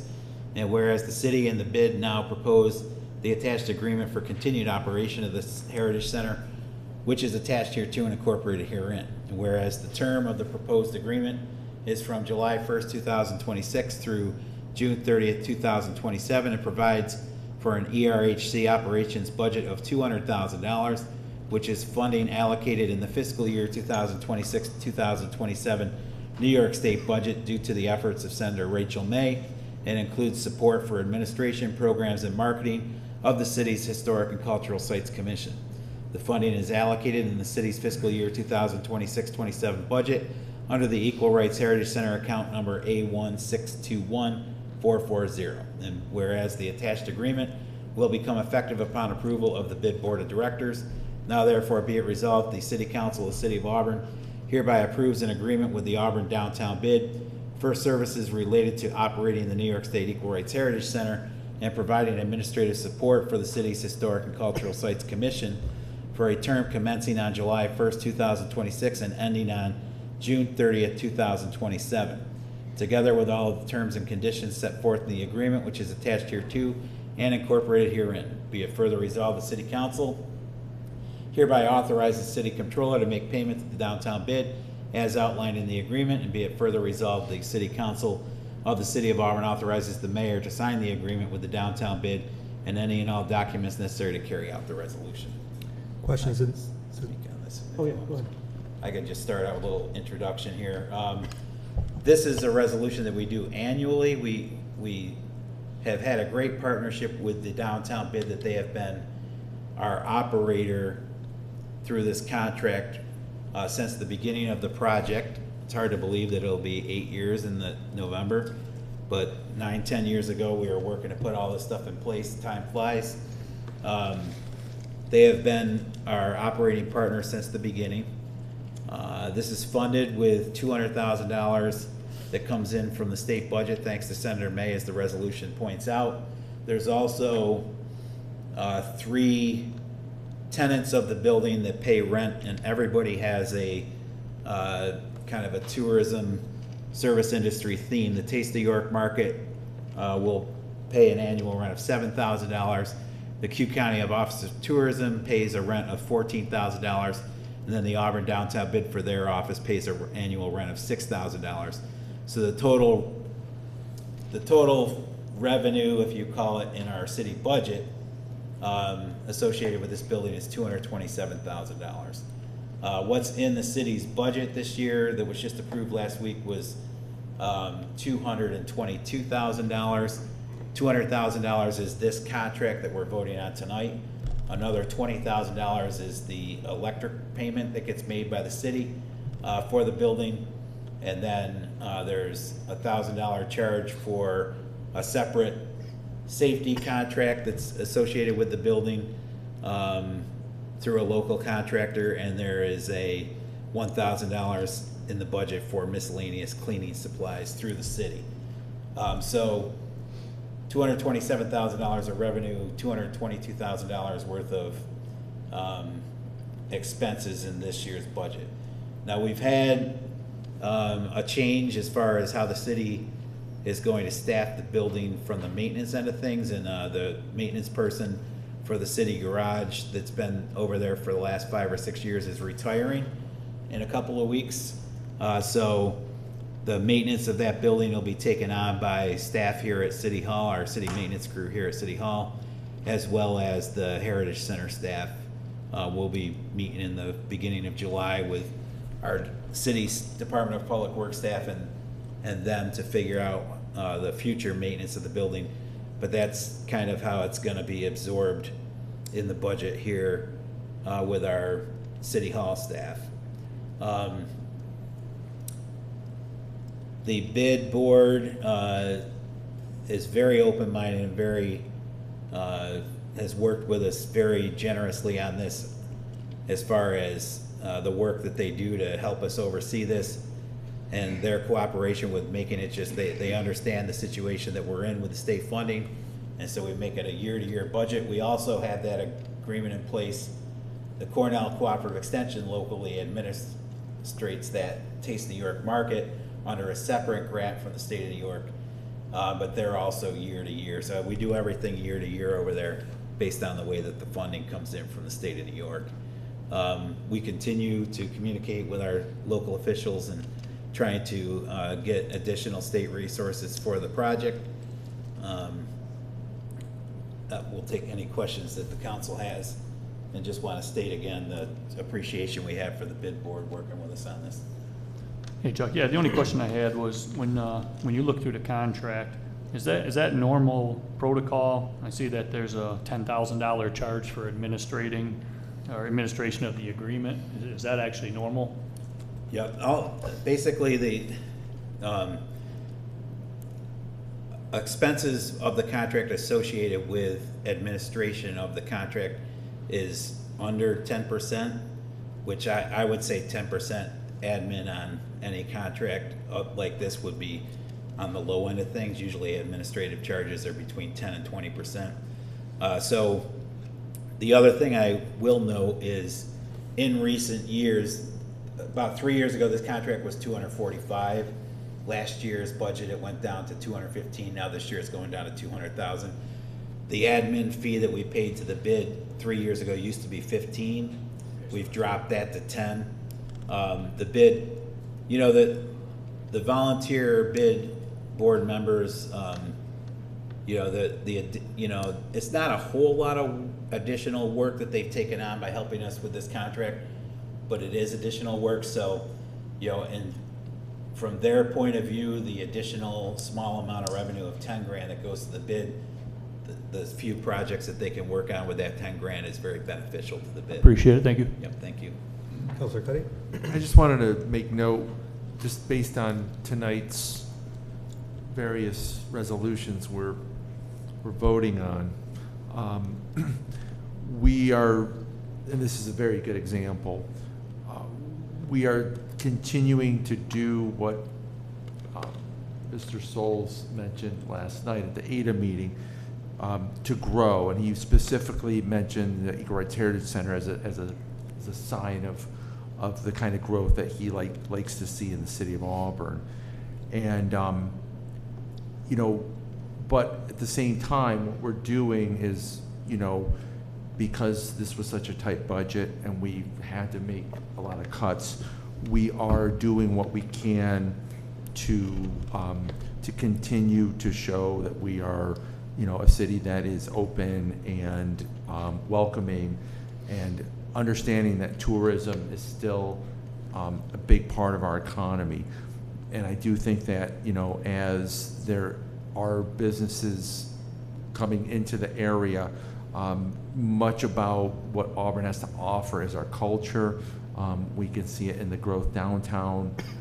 You know, anybody coming, visiting from out of the area, I hear a lot about how much they are impressed by Auburn. And I think, you know, with the bid, you know, Auburn Beautification Commission, you know, Equal Rights Heritage Center, there's so much that's being done to make Auburn attractive, even in the midst of, you know, the budget cuts that have happened. The fact that we are trying to find ways to make these work, I just wanted to make note of that it's important that this continues, because people want to see this continue, see the growth continue. So I just wanted to make note that yes, cuts are being made. You know, there are parts of our city staff working with the bid to pick up what used to be done solely in a different way. So just want to make note of that. Thank you. The clerk mentioned that the building is going to be 8 years old, and he also mentioned the support from Senator May's office You know, there has been really good support from the state of New York from the beginning.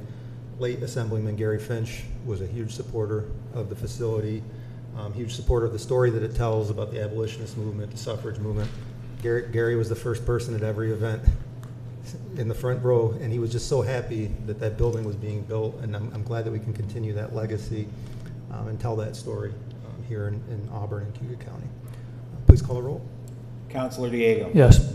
Councilor Overstreet Wilson? Yes. Councilor Cuddy? Yes. Mayor Genatino? Aye. Carried. Thank you. Land sale resolution number 65 of 2026, authorizing the sale of real property known as 55 Parker Street. Do we have a sponsor? Councilor Diego, second by Councilor Overstreet Wilson.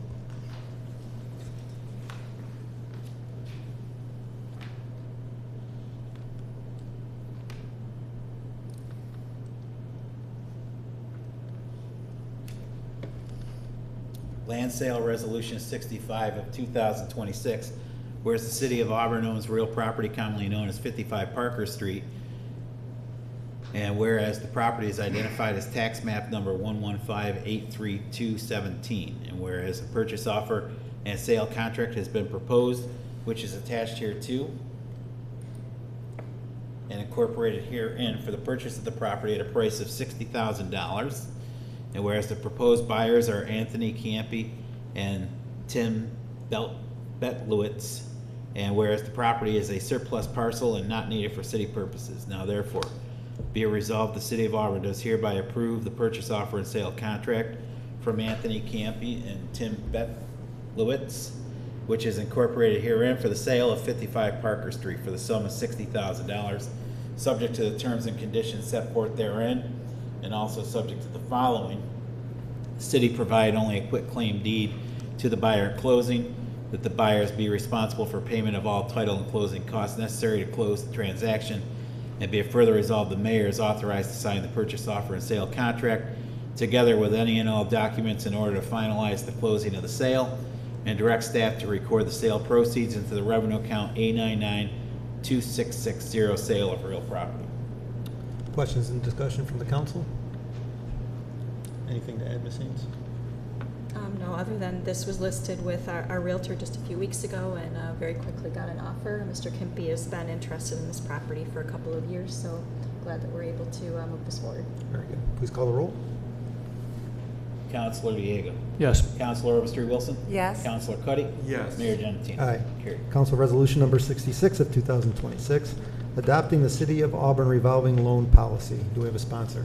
Councilor Diego, second by Councilor Cuddy.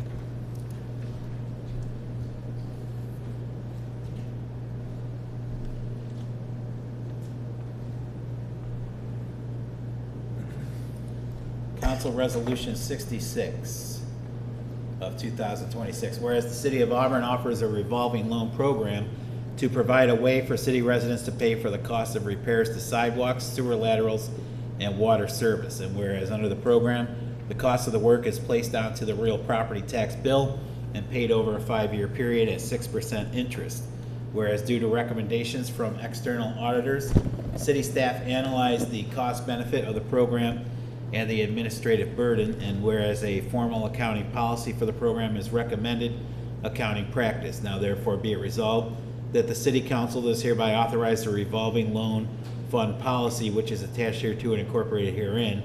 Be it further resolved, the City Controller is authorized to implement the policy as written.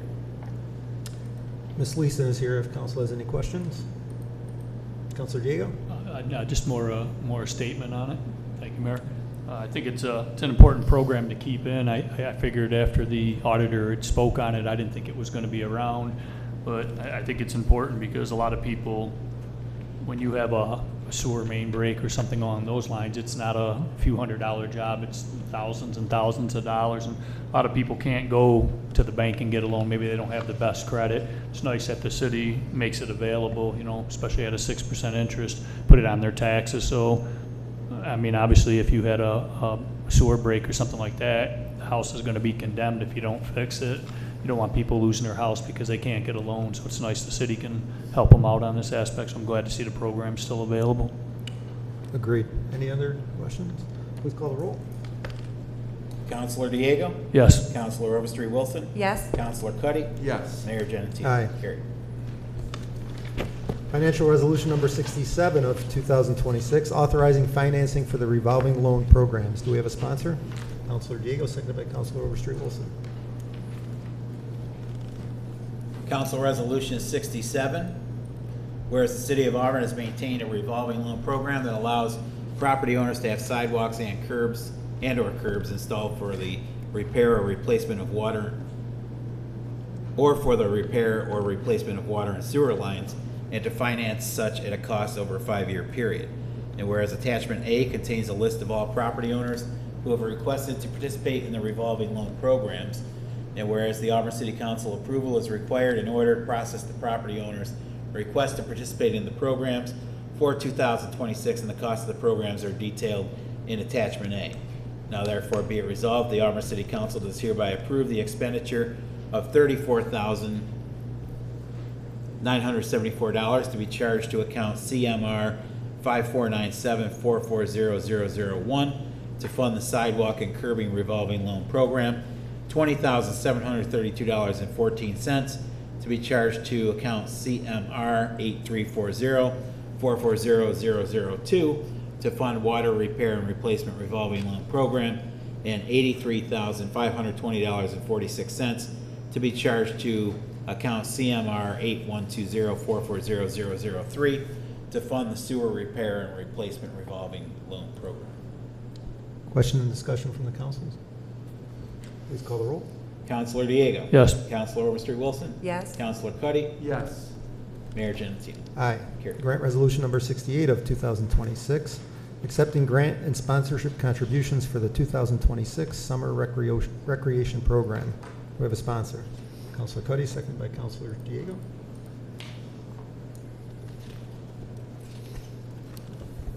Grant Acceptance Resolution 68, whereas the City of Auburn coordinates a summer rec program for children, and in the summer of 2026, the program will be held in the months of July and August at various city parks and playgrounds. And whereas the City of Auburn has received generous support from several businesses and foundations in the community that have contributed towards the operation of the program, and whereas the City Council, on behalf of citizens of the community, would like to extend sincere appreciation to the local foundations, businesses, and organizations that have made generous contributions or are partnering with the city to support summer rec with services. New Core Steel, Pavlo's Diner, Courier Plastics, Midstate Mutual Insurance Company, Xylem Incorporated, K&S Car Wash, Wegmans, Cayuga Community College, Lions National Bank, the D.E. French Foundation, the Stanley W. Metcalf Foundation, the Fred L. Emerson Foundation, Pepper's Discount Line of Liquor and Wine, Voya Financial, Gush Orthodontics, Pinnacle Investments LLC, Key Bank, Swabby's Tavern, United States Tennis Association, Auburn Chainsaw and Mower Incorporated, Art in the Park, Cuddy Financial Services, the Commons on St. Anthony Street, Hogan and Graceffo Dental Services, Sussman Law, Ryco Enterprises, Cuff Farm Services, A&M Graphics, United Way of Cayuga County, the Food Bank of Central New York, Mark's Pizzeria, the Home Depot, Cayuga County Health Department, Cayuga Museum, Auburn Police Department, Auburn Fire Department, Cayuga County Sheriff's Office, New York State Police, Auburn Doubledays, PlaySpace, Bounce and Beyond, Pasco, Hipkins Law Office, ESL Bank, Jacobs Press, MC Townsend Construction, Savannah Bank, Simmons, Brady and Loy, Auburn Uniform, So What, Auburn Housing Authority, Angelo's Pizza, Cornell Cooperative Extension, and Cayuga Onondaga BOCES. Now therefore be it resolved by the City Council of the City of Auburn that the mayor is hereby authorized to sign any and all documents necessary to receive these grants and sponsorship fundings for the 2026 Summer Rec Program. The City Controller is authorized to recognize the grant and sponsorship funding totaling $60,400 into revenue account A992705 REC and expenditure account A7143470 REC, and the resolution will take effect immediately. Question and discussion from the council. Councilor Diego. Yeah, just want to, we thank everybody that was involved, everybody that worked on it, getting the sponsorships and grants and everything along those lines, and thank you to everybody that contributed to keep the program going this summer. Yeah, I'll piggyback on that. Brian Rhodes and Meg Gremley do all the work in securing these sponsorships. I have the easy job of signing the thank you letters. So I want to acknowledge them as well. But again, to piggyback on what Councilor Diego said, the generosity of so many businesses and foundations and partners throughout the community. We've heard time and time again from people that they value summer rec, they want summer rec. We wouldn't be able to do it without them. So thank you to all of them. Please call the roll. Councilor Diego. Yes. Councilor Overstreet Wilson. Yes. Councilor Cuddy. Yes. Mayor Genatino. Aye. Carried. Grant Resolution Number 69 of 2026, accepting grant and sponsorship contributions for the 2026 Summer Concerts, Movies, and Events Program. Do we have a sponsor? Councilor Diego, seconded by Councilor Cuddy.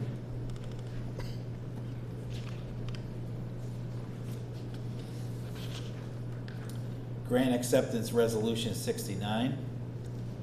Whereas the City of Auburn coordinates summer concerts, movies, and events at various city parks and playgrounds, and whereas the City of Auburn has received generous support from several businesses and foundations in the community that have contributed towards the operation of the program, whereas the City Council, on behalf of the citizens of the community, would like to extend sincere appreciation to the local foundations and businesses that have made generous financial contributions totaling $16,300. Nucor Bike for Life, Cuba Community College, Costa Grande Mexican Restaurant, Art in the Park, Cuba County Health Department, Childhood Lead Poisoning Prevention Program, Wegmans, Tony's Lemonade, Cameron's Bakery, Beginnings Credit Union, Onondaga County Health Department, Tobacco Free Central New York, Chemung Canal Trust Company, and ESL Federal Credit Union. And whereas in addition, the following businesses have made in-kind sponsorships, including A&M Graphics for the creation of summer banner and signage, Royal Promise Production for character appearances at the city events, and Classic Hits 99.3 radio advertising for the summer concerts. Now therefore be it resolved by the City Council of the City of Auburn that the mayor is hereby authorized to sign any and all documents necessary to receive the grant and sponsorship funding for the City Parks and Recreation 2026 Summer Concert, Movie, and Event Program.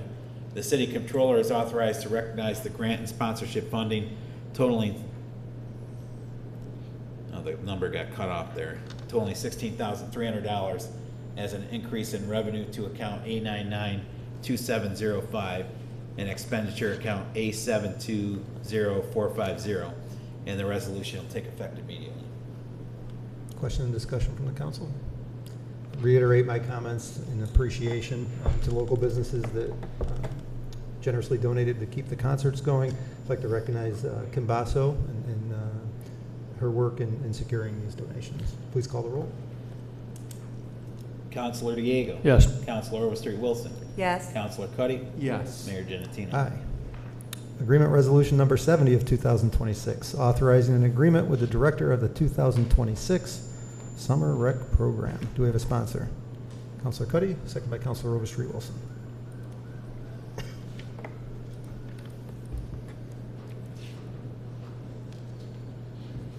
Agreement Resolution 70 of 2026, whereas the City Council has determined it is in the best interest of the city and its residents to provide a summer rec program for youth within the community, and whereas the city desires to retain a qualified program director to plan, administer, supervise, operate, and deliver the city's summer recreation program, including the development, organization, implementation, and evaluation of all program activities and operations. And whereas the proposed agreement establishes Megan Gremley as the program director and provides a compensation of $8,000 for services rendered under the agreement, and whereas the proposed agreement provides for a term commencing June 30th, 2026 and continuing through June 29th, 2027. Now therefore be it resolved that the City Council of the City of Auburn hereby authorizes and approves the service agreement between the City of Auburn and Megan Gremley as the program director of the City of Auburn Summer Rec Program. Be it further resolved, the mayor is hereby authorized to sign any and all documents necessary to finalize the agreement. You want some background on this agreement? So for the last 3 years, Meg Gremley has been our Summer Rec Program Director. We kind of have annual agreements with her This is something that she works on year-round. As soon as the program ends in the summer, we're usually here at City Hall having meetings and planning for the next summer. She works all winter, keeps in communication with a lot of the project sponsors and partners that have come in, and she's been essential really to helping us build this program, along with Brian Rhodes, who's been our recreation coordinator for the city and who's now going to become the superintendent of public works once Mike Talbot retires at the end of this month. So the program itself is a 6-week program in the summertime, but the work that Meg is doing for us under this contract goes year-round. Now, I do want to, I'm going to be very careful with how I say this just because I want to put it out there for the purposes of transparency. And it's all good because we agree with what is happening. But the Q County Health Department came to us in the spring of this year, earlier in the spring, and basically had a meeting with Brian Rhodes and myself and Meg and talked about the fact that they have basically determined that the summer rec program is classified as a summer camp and that we have to follow New York State Department of Health laws pertaining to summer camps as far as how we organize and structure the camp moving forward.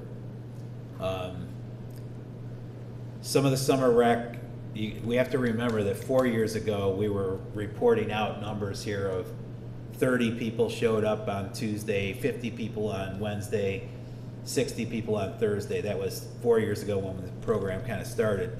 Last year we were reporting out, anywhere from 150 to 300 kids per day attending the program. So even last year with the popularity of the program, we knew that there were a lot of things that we needed to be thinking about as far as how you organize and structure this program. So the news that the county health department had for us and the additional work that's required, we agreed with, because we were like, you're correct. A lot of the safety protocols and the proper registration of the children that are participating, all the extra things that we have to do are necessary to run a very thorough program. What that's done in the last 90 days is it's really made things very busy for Brian, for Megan. I've also been helping them with especially the registration side of it. But we're getting there. We'll be ready in a couple weeks with all these additional things. But one example is you have to have a nurse on staff. So Meg, through her connections with the schools and everything, was able to convince somebody to work for us as a nurse this summer. We have to have, there's a ratio of staff that we have to have this summer, so we'll have some additional part-time seasonal staff on. The city, as we just read in the previous resolutions, while we were in this very difficult budget situation, and our budget situation wasn't necessarily challenging this year, it's been challenging for a few years. Our community is always there, and the amount of donations, and especially when you factor in the Casey Park pool situation that we're in this year, this is the most contributions we've had from our community. Our community is always very generous and steps up and helps with these programs. But this year there's definitely been a lot more work involved because of the new requirements. I don't say any of that to cast blame on our partners at the county health department. They've been working with us hand in hand, had several meetings with us to help us put everything in place. And it is state law. When you go to the state's websites and you read through all the state requirements and state law, it's, you kind of, we're not an overnight camp, but we're in a place of assembly for young kids and stuff. There's a lot of things that need to be thought of and worried about to make sure that we're adhering to state rules and regulations. So I can't say enough about the work that Meg's done to help us establish this program over the last 4 years.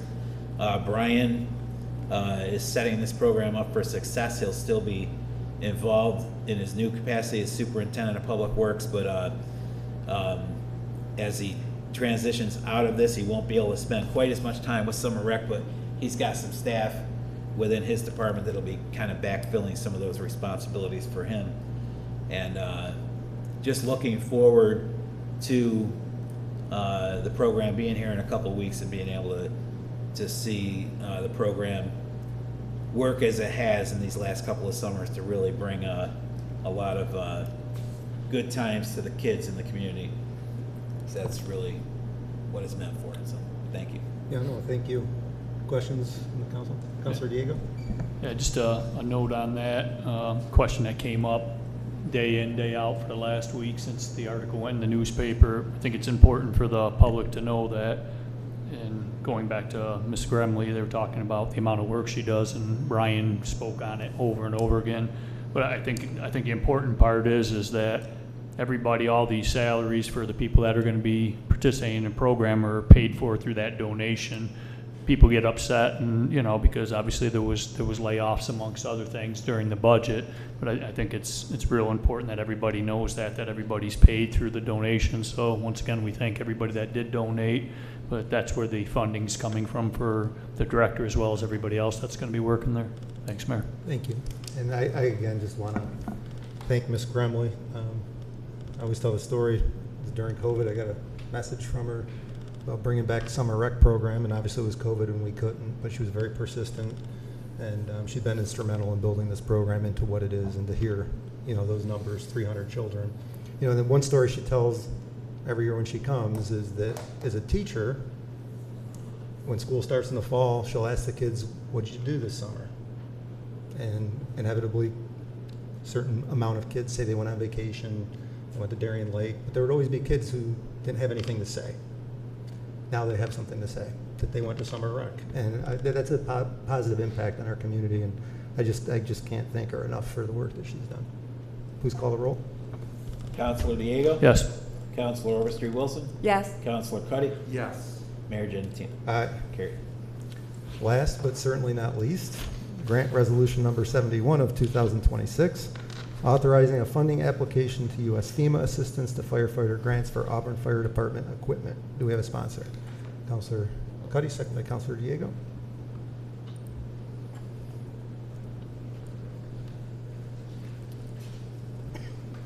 Second, Mayor, I gotta pull it back up on the computer.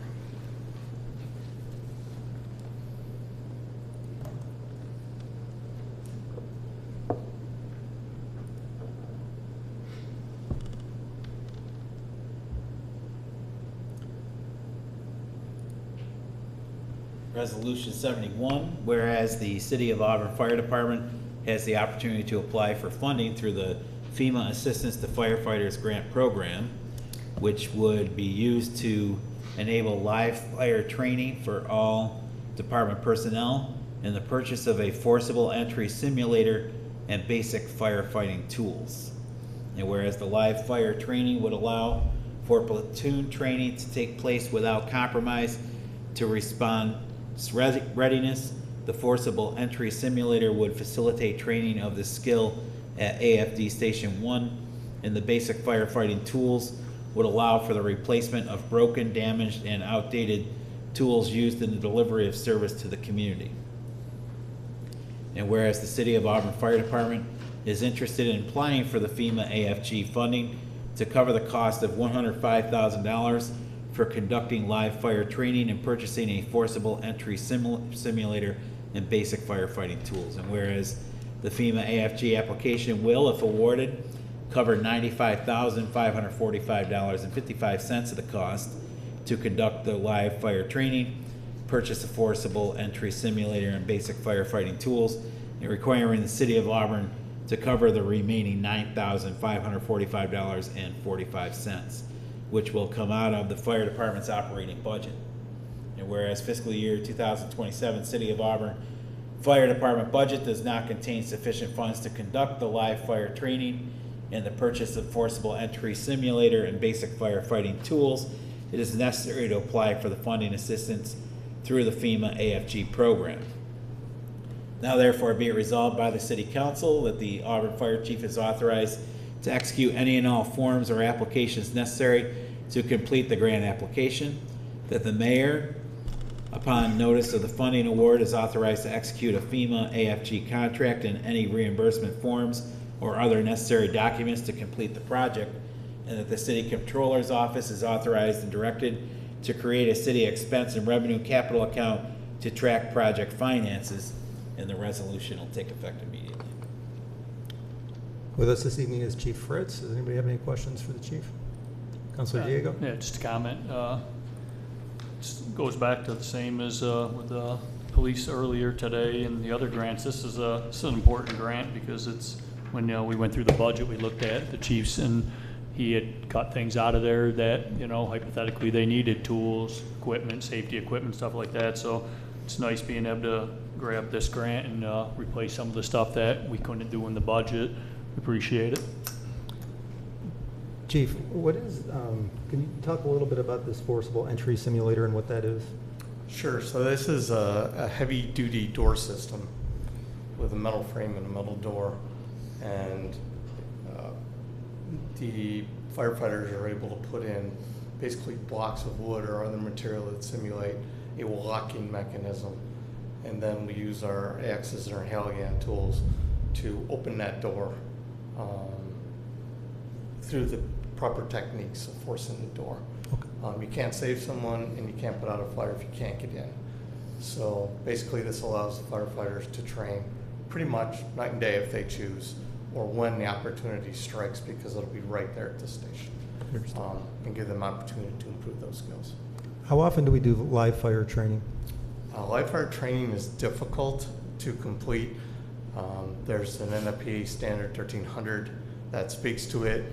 You have to have so many people there on staff for safety and control. So this is really the only way we can do this training as a shift. So that's the beauty of this. If we get awarded this, we can bring in an entire shift for 4 hours and they train how they respond. So the firefighters do what the firefighters do, the fire officers do what they do, the command officers get to command fire response, just like if we were on the street. So it's very beneficial. Very good. Any other questions? Chief, thank you for pursuing this grant funding. Much appreciated. Please call the roll. Councilor Diego? Yes. Councilor Overstreet Wilson? Yes. Councilor Cuddy? Yes. Mayor Genatino? Aye. Carried. Other business from the council. Councilor Cuddy. Yes, thank you, Mayor. The city manager and the corporation council have followed up on council's request on the flock camera. I know we've had constituents throughout the last few months expressing concerns. Mr. Reichert tonight came in expressing his concern. Surprised that Auburn is one of the many municipalities that have flock in them. I do think it is time for the council to act. I do think it does require a resolution. I know that Councilor Overstreet Wilson wanted to act weeks ago.